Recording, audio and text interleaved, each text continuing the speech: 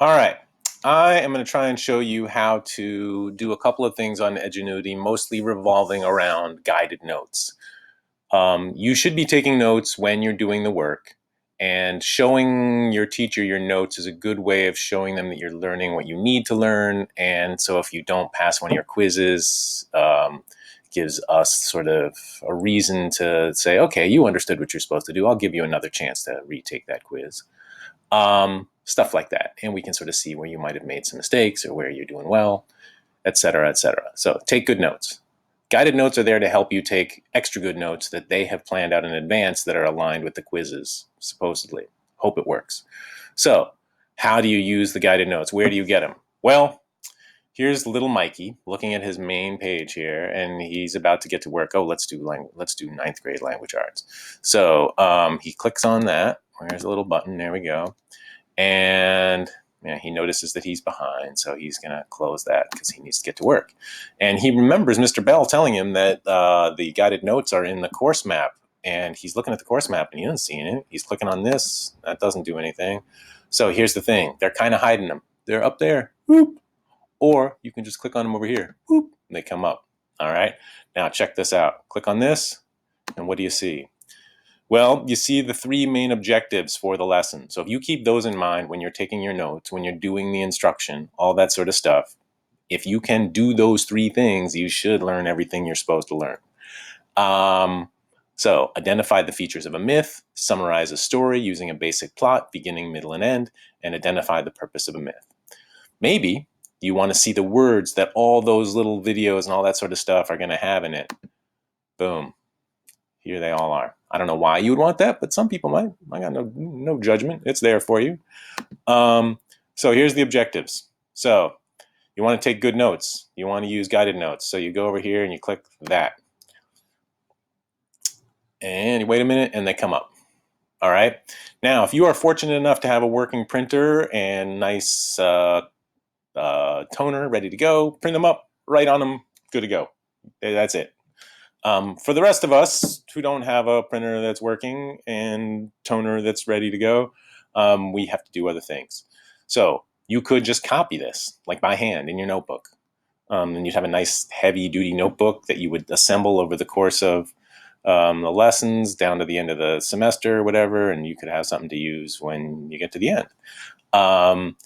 You could use them as sort of a guide for what kind of things to take notes on. You don't have to do it, box by box and word for word. You just see, oh, this is what they think is important. And so you use that to adjust your notes. Or you can do the whole thing digitally. And you could save them digitally and keep yourself organized if that works for you. Makes it easier to share with your teacher. If your teacher wants to see evidence that you took good notes, you don't have to take a picture out of your notebook or anything like that. So what would you do to be able, because you can't type on these, they're just PDFs. So there are these PDF editing software, and there's a lot of them, and they say they're free, but sometimes they sort of trick you into like using one that they make you pay for, like PDF Fillable, which I told people to use, and now I'm mad at them. I hate them. But I think I found one that's free, and it's called Candy. And I think the direct link you would probably want to go to is pdfcandy.com/edit-pdf HTML. If you just look for Candy and you get straight to there and you don't know where to go, what you want to do is you want to edit a PDF. So you would click on that one. And there you go. Get to the place you want to do.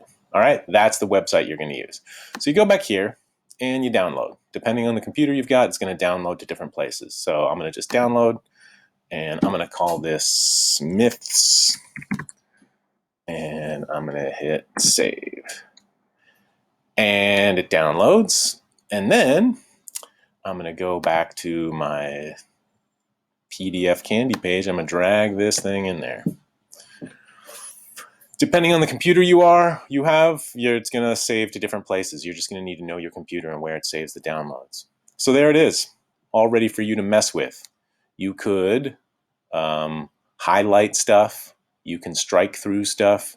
You can make little boxes I don't know why you would want to add a rectangle or fill. I think that's for filling in. What's it say? It doesn't highlight. It's colors and stuff. I don't know.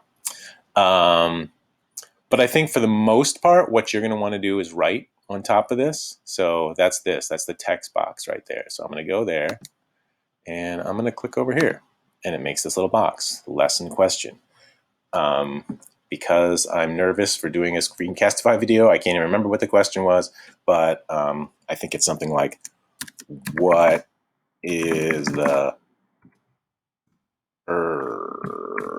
purpose of myths? Something like that. And if that looks good to you, you're just going to press check. And if you don't really like where it's aligned, oops, don't do that, Mike. You can go up here to this little thing and then click on it. And then you just kind of got to drag it around a little bit. Oops, I didn't like where that went. Oh my goodness, what a pain in the butt. Click and drag. Oh my goodness. Don't do this too much, apparently, because it doesn't work that well.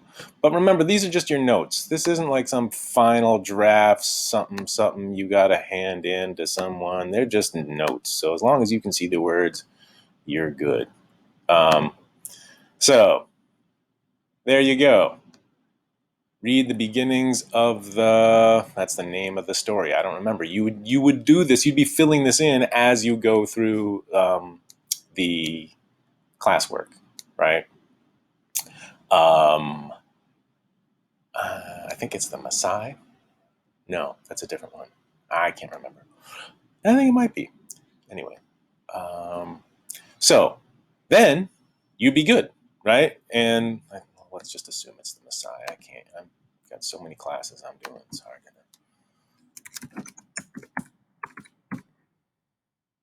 I check that because that works, and I don't like where that's aligned, so I click over here, click and drag it a little bit. Still don't like it. Oh my goodness. Pain in the butt, right? This is what you get for free software, but whatever. I'm done. I'm not even going to try and mess with it anymore. There you go.